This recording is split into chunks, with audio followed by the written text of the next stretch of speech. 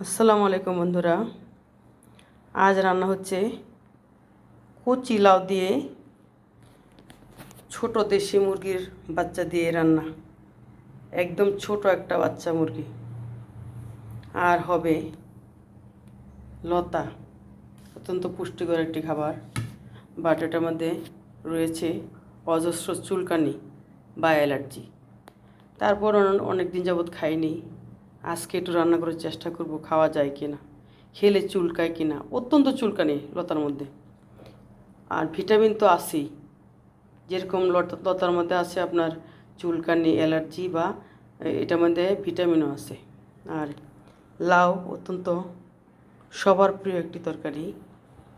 লাউ খায় না এমন মানুষ দুনিয়াতে নেই।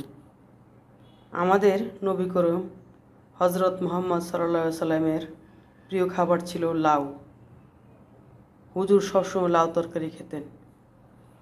ছোট মুরগির বাচ্চা দিয়ে রান্না করছি। যে কথা বলার জন্য ক্যামেরার সামনে এসেছি সে কথা হলো, প্রত্যেকটা মেয়েকেই স্বাবলম্বী হতে হবে।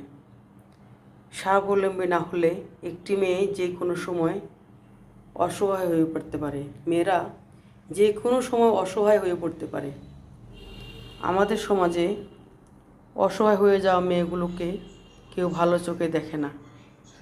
তারা মনে করে এই মেয়েগুলো খারাপ, আসলে তা নয়। ভালো থাকলেও আপনাকে বলবে যে আপনি খারাপ হয়ে গেছেন। তাই অন্তত একটি কর্ম শিখে রাখুন, যাতে আপনি বিপদে পড়লে এই কর্মটা করে খেতে পারেন। আমরা মনে করি আমি তো স্বামীর ঘরে সুখে আছি, আমার স্বামী কোটি কোটি টাকা কামাই করছে, আমার দিন যাবে ভালো। বন্ধুরা, এটা ঠিক নয়। স্বামীর টাকা থাকলেও আপনাকে প্রতিষ্ঠিত হতে হবে, আপনাকে একটা কর্ম শিখে রাখতে হবে।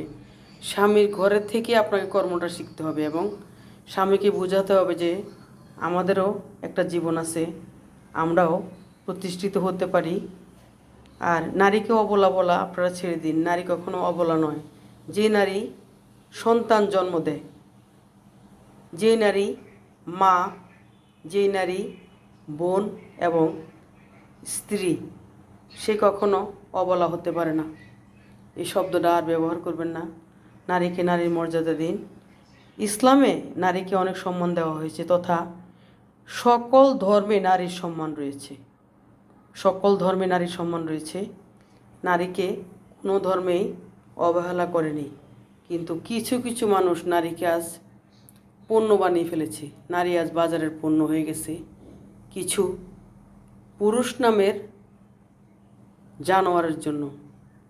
তা আমরা সবাই মহান আল্লাহ তাআলার কাছে শুকরিয়া আদায় করব। সবাই যেন সব মেয়েকে আমরা শ্রদ্ধা ভক্তি করতে পারি। মেয়েকে আমরা রাস্তাঘাটে দেখে মেয়েদেরকে বলি মাল। মাল কী জিনিস ভাই? মেয়েরা মাল হয় কিভাবে? মেয়েরা যদি মা হতে পারে, মেয়েরা যদি বোন হতে পারে, মেয়েরা যদি প্রিয়তমা স্ত্রী হতে পারে, মেয়েরা কিভাবে মাল হয় ভাই? এই উত্তরটা কমেন্টসে জানাবেন। ধন্যবাদ সবাইকে। শুভ দুপুরবেলা। আসসালামু আলাইকুম।